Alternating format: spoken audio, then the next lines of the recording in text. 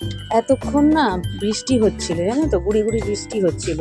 এরপরে দেখছি এই যে রোদ উঠে গেছে। এবার দেখি মেলে দিয়ে আসি ছাদে, জামা কাপড়গুলো মেলে দিয়ে আসি। এখানে তো সব ফুল তোলা হয়ে গেছে, পুজো দেওয়া হয়ে গেছে, একবার দেখে নিলাম। যাই হোক, ঠিক আছে। আমার শ্বশুরমশাই পুজো করবে, আমার পুজো হয়ে গেছে। সকাল সকাল সেরে নিয়েছি পুজো, আমার পুজো হয়ে গেছে দেখো। এবার চলে এসেছি জামা কাপড়গুলো মেলতে ছাদে। সকালবেলা একবার আমি জামা কাপড়গুলো মেলতে এসেছি আর ফিরে গেছি। কেন কি এত বৃষ্টি হচ্ছে সকাল থেকে, মাঝে মধ্যেই ঝেপে ঝেপে বৃষ্টি হচ্ছে। তো আমি একবার করে মেলতে আসছি, আবার চলে যাচ্ছি। তো তারপরেই দেখলাম একদম আকাশটা পরিষ্কার হয়ে গেছে। বলি তাহলে এবার যাই, গিয়ে জামা কাপড়গুলো মেলে দিই। আর যদি দেখতাম যে আকাশটা পরিষ্কার না হয়, তো তখন আর কি আর করতাম, ঘরের মধ্যেই দিতাম।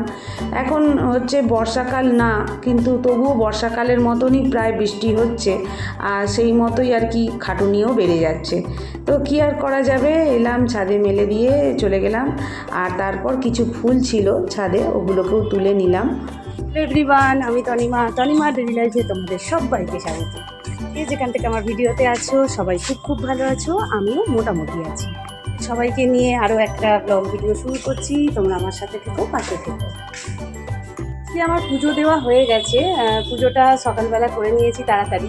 আর ছাদে আর আসা হয়নি, ছাদের ফুলগুলোকে তোলা হয়নি। তো আমার বাজার থেকে যে ফুলগুলো এসেছিলো ওগুলো দিয়েই আজকে পুজোটা ছেড়ে নিয়েছি। এই ফুলগুলো নিয়ে যাই, এগুলো আমার শ্বশুরমশাই এখন পুজো করবে, তখন দিয়ে দেবে। আর এবার করবো রান্না, তো চলো তোমরা সাথে থাকো।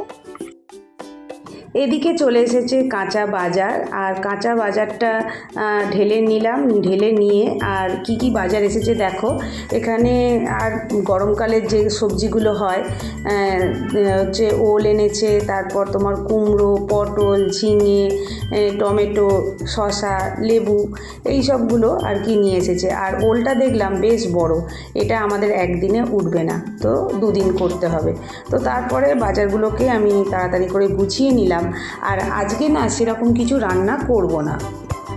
হঠাৎই আমার হাজব্যান্ড বলছে আমার শরীরটা খুব একটা ভালো লাগছে না, মানে একটু গ্যাস ফর্ম মতো হয়েছে।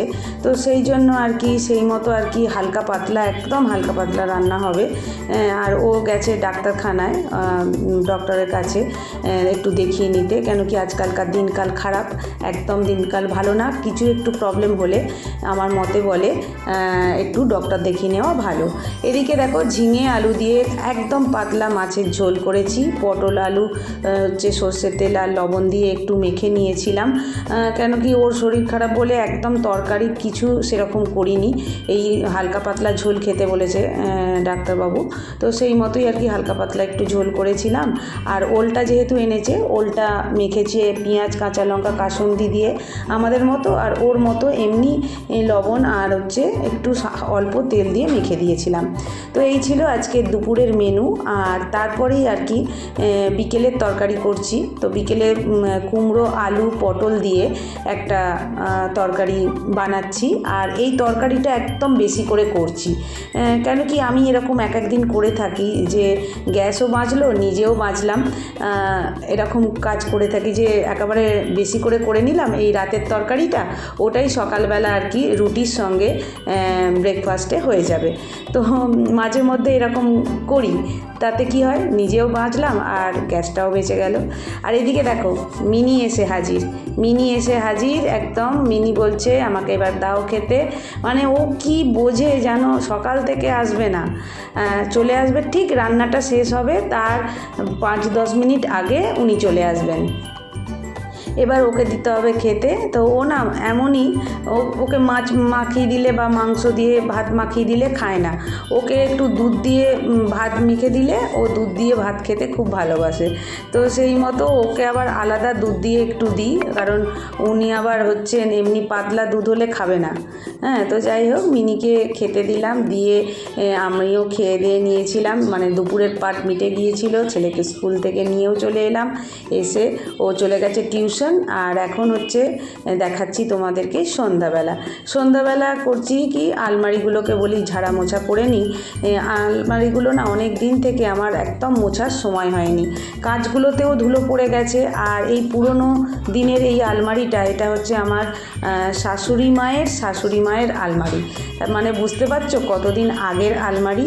তো এই আলমারিটা না আমার বেশ পছন্দের, মানে এই আলমারিতে এত জিনিস মানে ধরে, মানে জামাকাপড়, কত জামাকাপড়, মানে অনেকটা জায়গা এই আলমারিতে। আর এই আলমারিটা আমি যত্ন করতে খুব ভালোবাসি। তো এখন কাজের এত মানে চাপ হয়ে গেছে যে রোজ দিন আমি পরিষ্কার করতেও পারি না। তো যাই হোক, জামাকাপড়গুলোকে গুছিয়ে নিলাম। আজকের ভিডিওটা আমি এখানেই শেষ করব। যদি আমার এই ভিডিও ভালো লেগে থাকে অবশ্যই বলবো আমার নতুন বন্ধুদেরকে সাবস্ক্রাইব করে আমাকে আরও এগিয়ে দেওয়ার জন্য। আর পুরনো বন্ধুরা তোমরা আমাকে এইভাবেই সাপোর্ট দিও, তোমাদের সাপোর্ট ছাড়া আমি কখনোই এগিয়ে যেতে পারবো না। তো দেখো জামাকাপড়গুলো গুছোচ্ছি, মানে ছেলে এত এরকম ঘেটে রেখে দেয় আর বলো না, আমার গুছিয়ে পাগল হয়ে যাই। আজকে আসবো আর একটা নতুন ভিডিওর সঙ্গে। টাটা।